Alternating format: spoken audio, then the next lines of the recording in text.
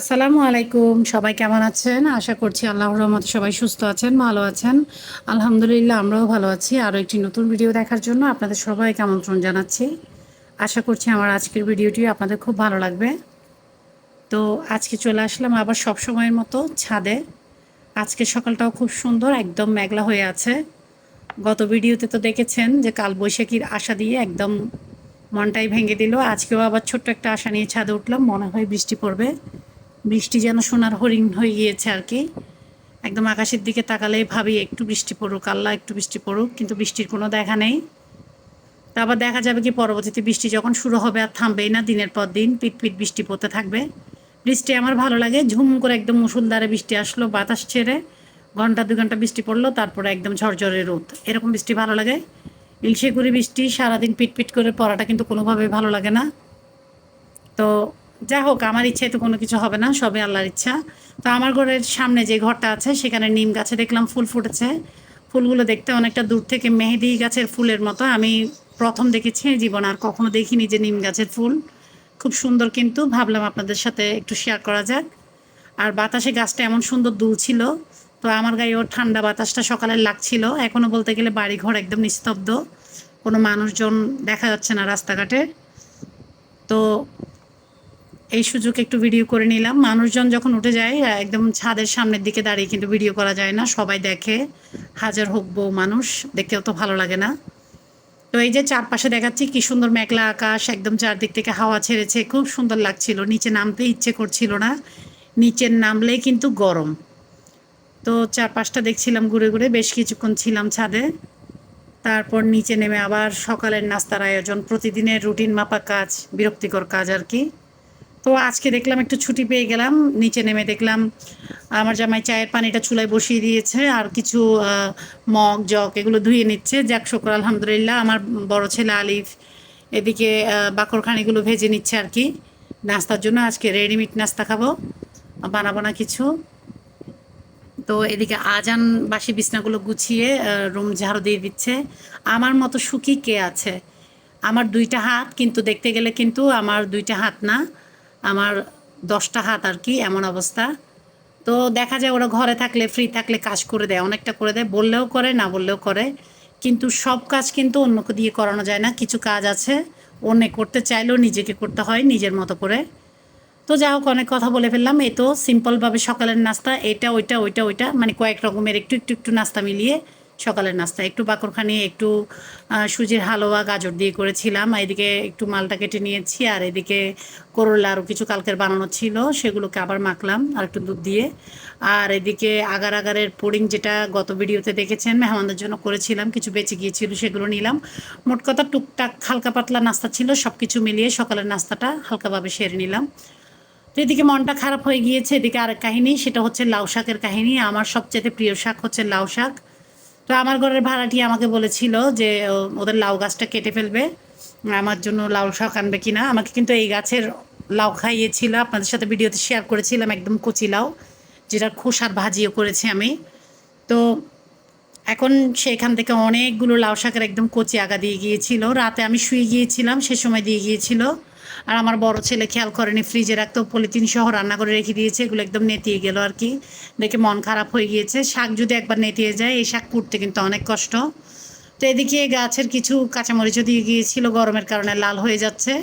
ভাবলাম এগুলো বেছে রাখি, এগুলো কাঁচামরিচ না, এগুলো হচ্ছে বিষমরিচ, এত ঝাল কি বলবো।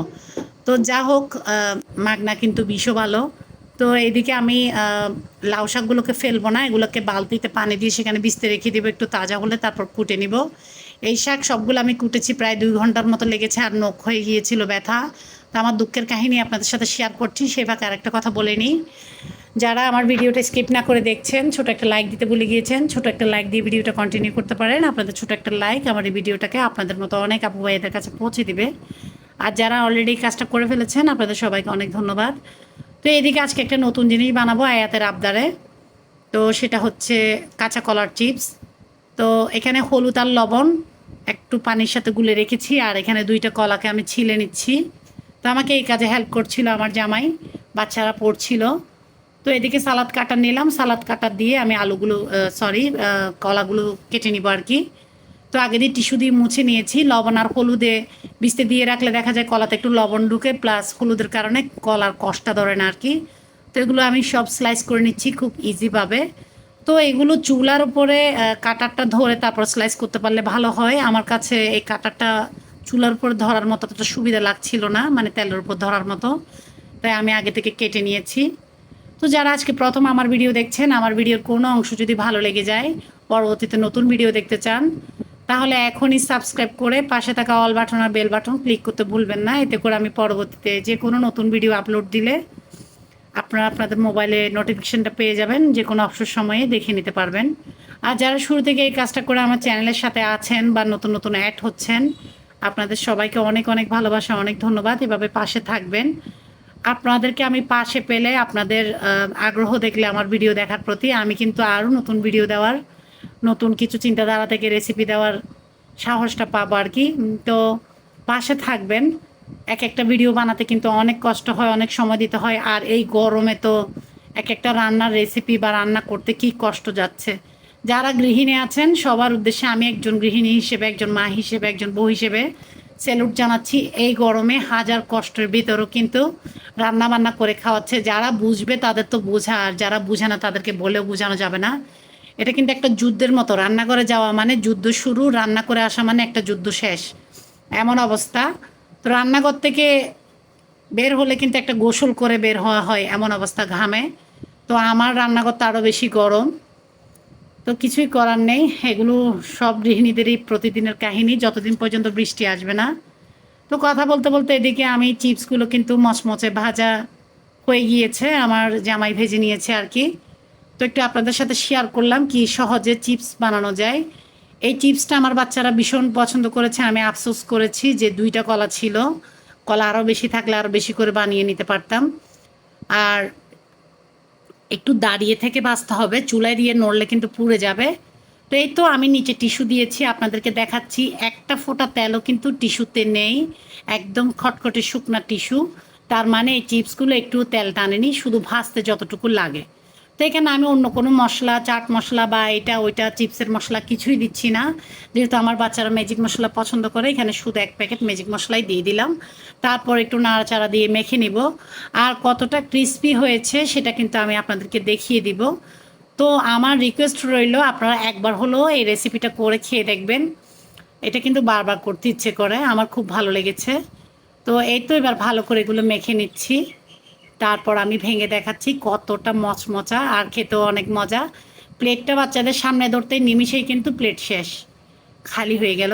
এই তো কি পরিমাণের মুচমুচা, একদম গুঁড়া হয়ে গেল। তো এই তো চিপস বাজার শেষ। এবার আমার জামাইকে পাঠিয়েছিলাম মাদারীপুরে শুধু 2 থেকে 3টা সবজি আনতে। আসলে ঈদের পর থেকে সবজি বাজার করানো হয়নি, যা ছিল তা দিয়ে চালিয়ে দিয়েছি। গরমে কিন্তু তেমন একটা খাওয়া হচ্ছে না জিনিস, একটা কি 2টা আইটেম দিয়ে কোনোভাবে কষ্ট করে ভাত খাওয়া কিছু চলছেই না। এইটা রান্না করলেও চলছে না, ওইটা রান্না করলেও চলছে না, পাতলা তরকারি একটু যা খাওয়া হচ্ছে আর কি।